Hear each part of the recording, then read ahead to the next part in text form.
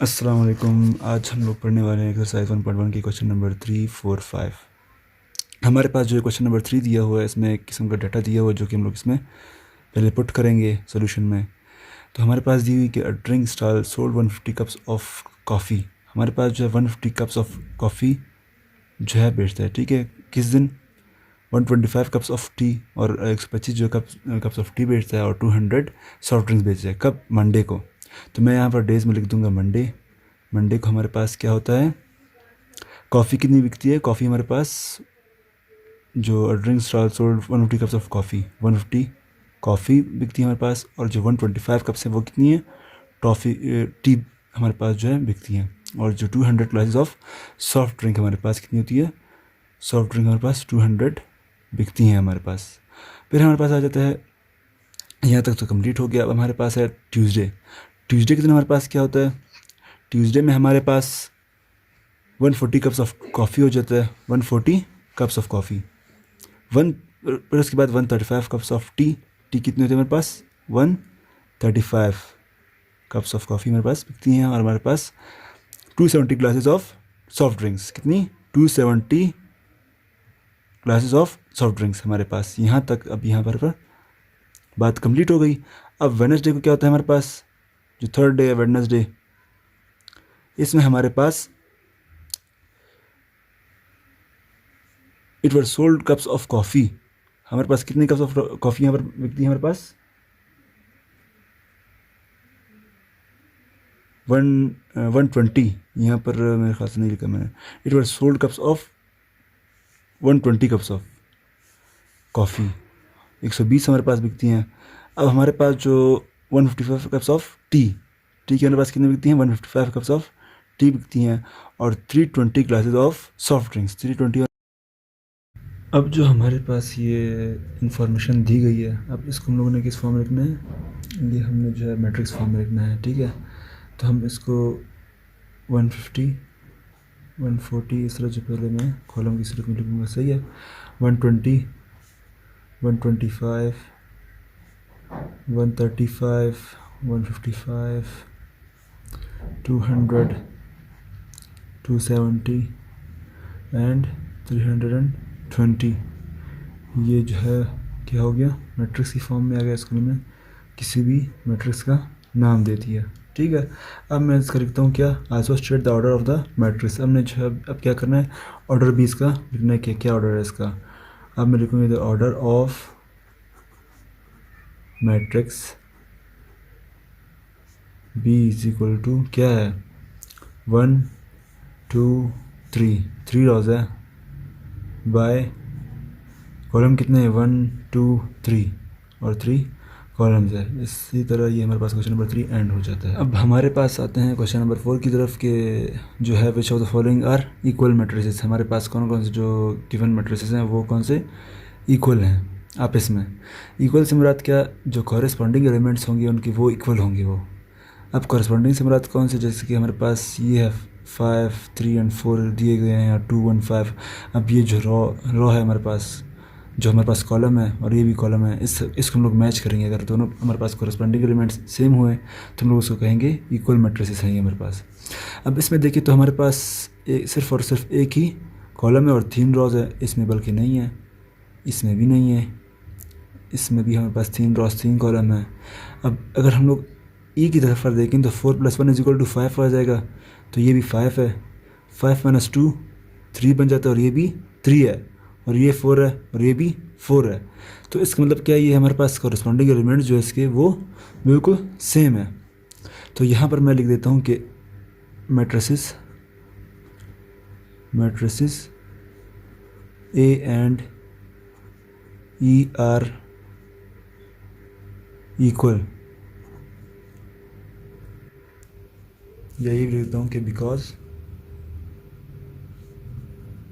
There corresponding elements are same। अब हम लोग अगर बी की तरफ पर देखें तो ये 2, 3, 4, 1, 2, 3 दिया गया है। मतलब हमारे पास 2 रोज़ है और 3 कॉलम है। हम लोग यूँ देखेंगे, यहाँ पर तो हमारे पास नहीं बन सकता, सी में, डी में भी नहीं बन सकता, ई में भी हमारे पास हो चुके हैं पहले से, एफ तो हमारे पास एक ही रो और एक ही कॉलम है, जी में तो हमारे पास 3 by 3 बन रहा है। एच की तरफ पर देखें तो भी हमारे पास 2 कॉलम बनते हैं यहाँ पर, जबकि यहाँ पर 3 है। यहाँ पर तो इसकी पॉसिबिलिटी नहीं आती, यहाँ भी 1 by 1 है, जे में भी कोई पॉसिबिलिटी नहीं है। आ जाते हैं हम लोग सी की तरफ पर। सी क्या कहता है, सी इज इक्वल टू 3 1 1 5 2 है हमारे पास। तो इसका जब हम लोग देखेंगे, ये दो तो हो चुके हैं, इसको दोबारा नहीं देखेंगे। सी का हो चुका है, तो हमारे पास सी जब देखेंगे 2 3 1 1 5 2 का हमारे पास क्या बनता है, ये भी नहीं होता क्योंकि हमारे पास 3 रॉज है और 2 कॉलम है।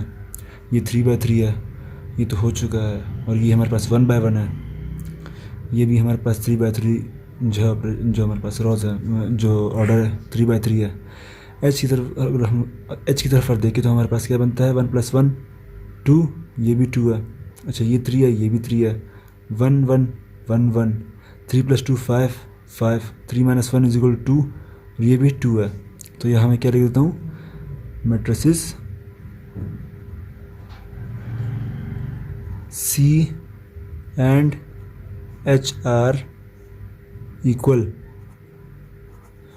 because their corresponding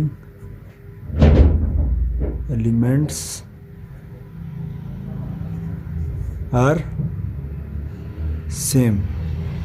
अभी जब हम लोग आगे पढ़ेंगे तो हम देखेंगे कि डी है हमारे पास, जिसमें हमारे पास 3 by 3 हमारे पास क्या बन रहा है, ऑर्डर बन रहा है मैट्रिक्स का। तो ये भी नहीं है, ये भी नहीं है, ये बन सकते, देखते हैं। 7 7 2 2, 10 - 1 9, ये भी 9 बनता है, 1 है 1 है, 4 4 3 3 1 1 5 5।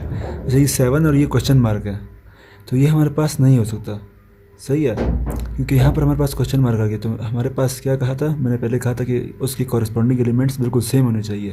तो यहाँ पर क्वेश्चन मार्क है, तो ये दोनों हमारे पास इक्वल नहीं हो सकता।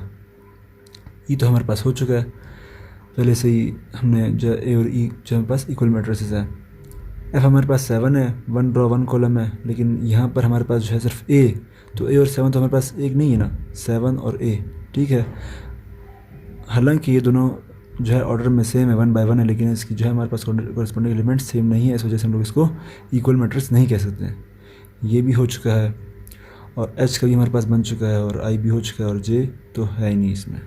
इसी तरह हमारे पास क्वेश्चन नंबर 4 कंप्लीट हो चुका है। आते हैं इस एक्सरसाइज की लास्ट क्वेश्चन की तरफ। क्वेश्चन नंबर 5 हमारे पास दिया हुआ है, find the values of the letters in each of the following matrices. हमारे पास जो मैट्रिसेस दिए गए हैं गिवन, इसमें हम लोगों के पास जो लेटर गिवन है, जैसे कि ए हो गया, बी और सी, इसकी हम लोगों ने क्या फाइंड करनी है, वैल्यूज़ फाइंड करनी है। इसके लिए पहला स्टेप मैं लिखूँगा, हमारे पास सोल्यूशन जब शुरू करेंगे हम लोग क्या लिखेंगे, since the given matrices are equal. हमारे पास जो गिवन मैट्रिसेस हैं वो इक्वल है।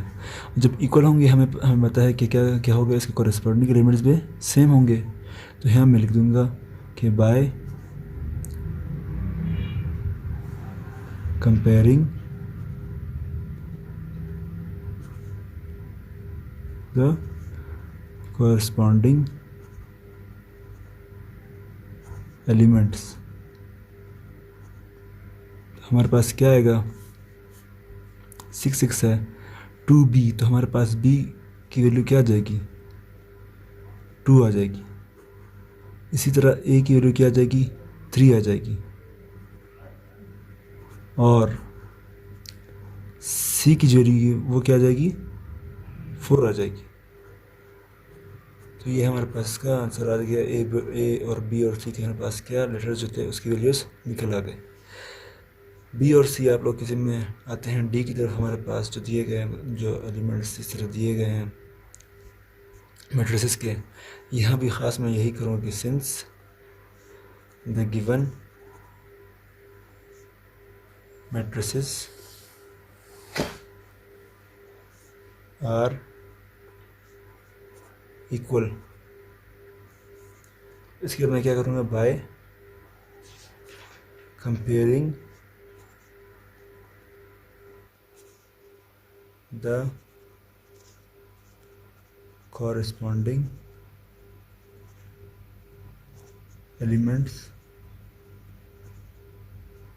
तो क्या है हमारे पास, ए की वैल्यू क्या आ जाएगी 5, ए इज इक्वल टू 5 आ जाएगा, बी इज इक्वल टू -7 आ जाएगा हमारे पास, और इसी तरह 5 सी, तो सी हमारे पास क्या आ जाएगा 5 आ जाएगा, और 3 तो हमारे पास क्या आ जाएगा डी इज इक्वल टू 2। तो इसी तरह हमारे पास ये चैप्टर एंड होता है।